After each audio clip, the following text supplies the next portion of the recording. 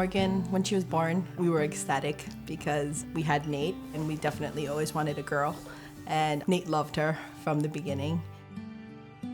She was always a pretty active kid, very independent, but she definitely was that kid who kind of always was a little bit sick.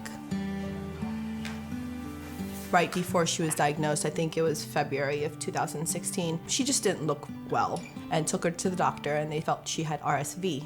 But a feeling that I had is that something was off because there was no real color in her face. Finally, I was out with a girlfriend. Morgan kind of put her head on my lap and she was kind of moaning. She's like, you really should just take her in. She doesn't look great. So I took her to Cohen's emergency room. An hour and a half or two into the visit, I could tell something was wrong. Finally, the doctor came in and said, we're just waiting for the lab results. We wanted to get everything together before we can talk to you about it. All her numbers are low, but we can't confirm anything until they send it out to a special lab. But, I said, are you saying cancer? I know you're not saying it, but is that what you're saying? And he just nodded and he said yes. So, as parents, you never want anything bad to happen to your kid, whether it was a cut or a bruise.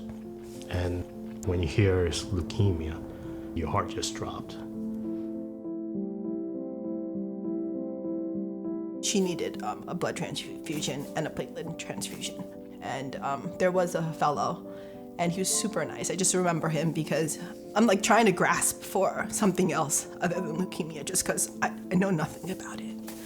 He goes, I personally looked at the cells underneath the microscope and they were leukemia cells.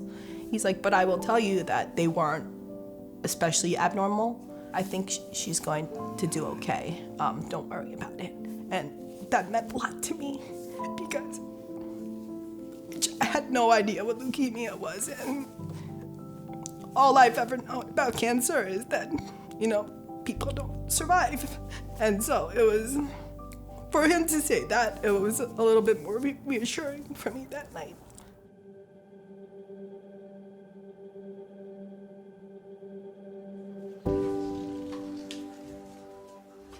We got a lot of credit cards. I'm not gonna give him the LOL credit card because it's gonna go a little cuckoo. Morgan today is more like the active girl that I think we remember from way back.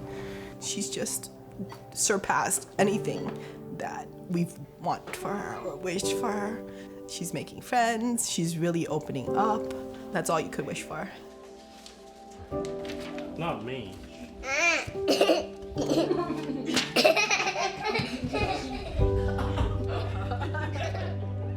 We didn't really know so much about this Girl of the Year that LLS has, but it's an honor. She's able to share her story and just show people that there are kids because of LLS that can come out the other side. This work that the Man of the Year, the Woman of the Year that they're doing, it's so important. We wouldn't be sitting here if not for these women and men who tirelessly work year after year in order to provide and continue to give funding to LLS. What you do today has a profound impact on generations to come. And I think if everybody works together, I believe we can beat this. Anything we can do to help LLS get that research done and put out more medications to help these kids, we have to do it. It's not even like a choice. We can't stop until every kid survives.